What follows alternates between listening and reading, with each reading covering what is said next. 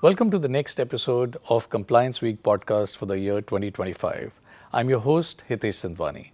I have a very special guest with us today, our own Executive Director, Mr. Ramasubramanian. So welcome to the show, and it's such a pleasure to have you here. Thank you.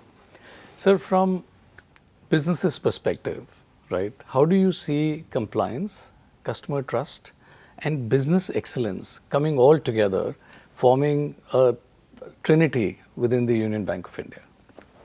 Yeah, many, just to give a broad-based view on that, many think that compliance is I will say that it is a speed breaker. No, actually, compliance makes your business growth very well, and also it makes the growth is sustainable and the bank stronger, because you have a set of rules. What is compliance? You follow a set of rules towards your customer, towards your staff, towards your all stakeholders. So if we are having that set of rules and we go by that, I think that will be the ultimate aim of the people, because this is a very big organization. Banking system itself is very big. The compliance play a very crucial part on regulating the system, and also the whatever the business which is being done is more on very ethical and compliance done business, which will be strengthening the overall portfolio of the bank. Wonderful, sir. And sir, your portfolio and your past as well, you've managed varied customer segments, right, from wealth to corporate to now financial inclusion customers as well. Each customer segment has very different demand and requirements. How does compliance play a different role for these segment of customers? How do you see it?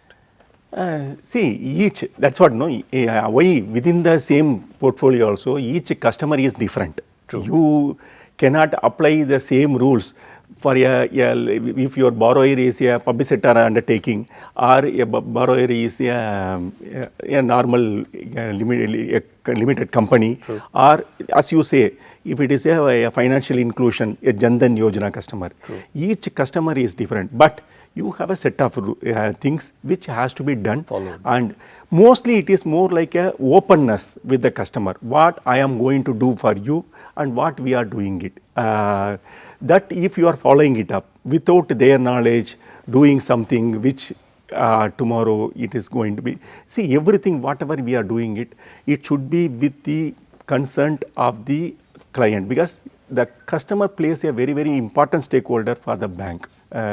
So it should be more saying that with their knowledge only their accounts are being operated. The trust build up will be there on that only, because the customer believes us that we will not be doing anything other than what is being instructed to us with this account. Because more thing is more sensitive about the banking system is we deal with their money of the customer. Absolutely. So we should be more transparent, more open, and we should follow the set rules. Nicely said, sir. So trust emerges from empathetic behavior. When you're empathetic towards a customer, you understand their needs, and then you deliver the service. Is there a set behavior guideline or principles that our team should follow, a Union Bank employee must follow while dealing with these customers? Do you have something like a checklist or guidelines that you'd suggest? Yeah, if you ask me, because it depends, it varies from individual to individual. It cannot be, there cannot be saying that, yes, you do this when the customer says, it cannot be like that. It is on a very dynamic situation. But gentle basic, which I have been following in my career all along, was that always be professional with the client. Any customer, you be professional, saying that yes, we are doing it, you are what you are supposed to do. It should not be beyond the professional level. Same time, no client is inferior to other client. Absolutely. Everybody is equal, or there may be situations where you may be having a necessity of dealing with a higher level client. But for at your end, when you are talking to them, the entire attention to be on them. They should feel that you are listening to them. What is their problem?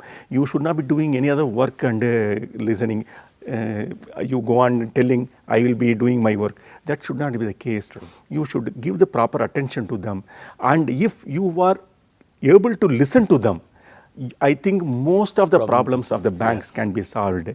And most importantly, the compliance, if you are doing it, it's giving a lot of trust to the customer, saying that this bank is good to deal with, and that gives a lot of energy for the bank. I agree, sir. I agree.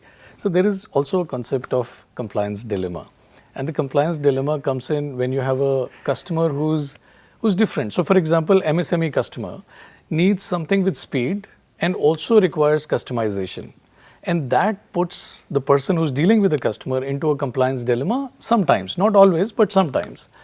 How do you suggest that an employee approaches this dilemma and comes out of it? Yeah. See, compliance is, I will say that compliance is not a SOP. First, you have to understand that compliance is not a SOP.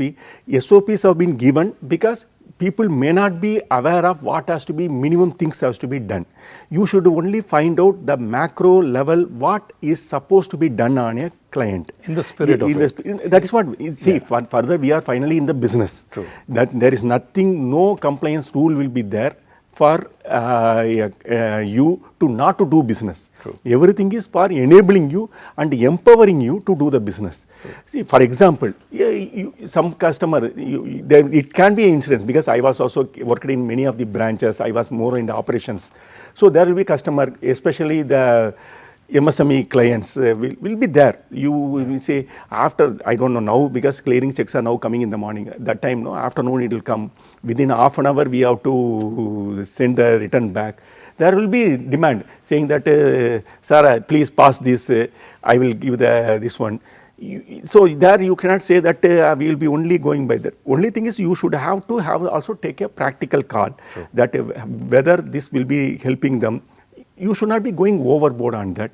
At the same time, I will say that yes, sometimes you permit over and above that also, but the compliance comes when how you are going to recover it, whether you are knowing that you are permitted it and it is not yet completed. That will be the more important for the person, because you cannot always do only with what the rule book says. Compliance is not about rule book, but whether you have taken all the necessary steps, whether the customer is knowing, whether you have explained to him.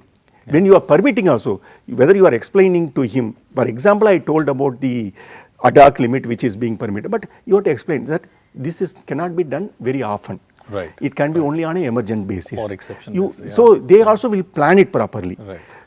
And most important, as you rightly told, MSME always require that things just in time. True. Because they come in the last moment only. True. We also should be responsive to that. True. Or we should be upfront saying that, sir, we cannot take further exposure with you. True. So they will be looking for the alternative things. True. You should not put them into a dilemma saying that, because the dilemma what you are having it, he also will be having the same thing. He also runs a business on that. True. So I think that way practically you can handle these clients. Well, thank you. And one of the key words you use in your response is how would you recover it? And that brings me to our next question on the stressed assets. Yeah. And I understand you're leading it, sir. Is there a preventive action that could have been taken, compliance preventive action that could have been taken at the time of sourcing that would have prevented this to happen from an stressed asset point of view? Is there a situation like that? Yeah, you put it lightly. There are many things. Right. And I will say that this is one of the easiest question which you have thrown to me, because I am just going to say that it is a fault of the previous persons who have done that. But you have to be considerate on that. True. But certainly when we are now looking at, because I was recovery also, it is there portfolio with me. So when we are looking at it, we find there are a lot of non-compliances because of that. See, it is not only about the account turning into NPA. Right. The recovery aspect also has been put into jeopardy because of some non-compliances by those persons. Now, if we look back on those things, we find that if it could have been done in a different way, if they could have followed the system, many of the things will not be things where we have to go for a very lower settlement, everything. We could have gone for a better thing, because the compliance would have been better for the bank actually.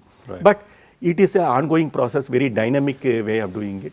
That's what I told you very easily. Very easily you can do with a complaint about the previous people, but that is not the right way. Right. In a culture, if you bring the compliance to the bank, Right. I think that bank will be more stronger and it will be more very dynamic for the future people to come into place. Very interesting, sir. Very interesting perspective, actually.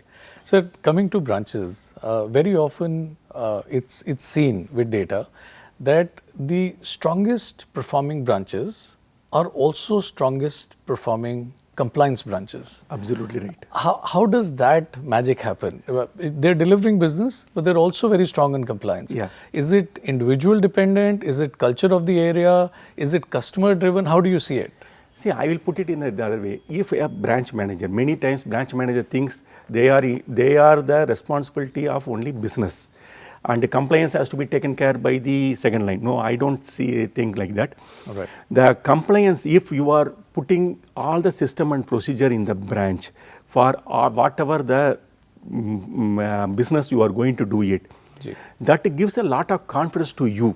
Right. You can go and get more business. You can bring more business. Knowing very well that my people, our team is not going to let down on me with the compliance. They will be following the system. I can go and bring whatever business I like it, because I already put a system there in the branch saying that this is the way it should be done. So according to me, that is what you have said is absolutely right. The branch which is good in business, I will put in other way, the branch which is good in business will also be good in compliance. Fantastic, fantastic. So that brings me to a point where, I'd be very eager to hear your message for our branches and our people. What would you want to say to them in this environment of Compliance Week? To put it shortly, Union Bank of India, if you want to say, I can use my mother tongue. Maybe I will explain it. Kanavu meipada vendum. Okay. So that you put it in it may come out to soch se sach tak. So okay. What you dream to how reality. You make it to a reality. Wonderful. The bank is working towards that.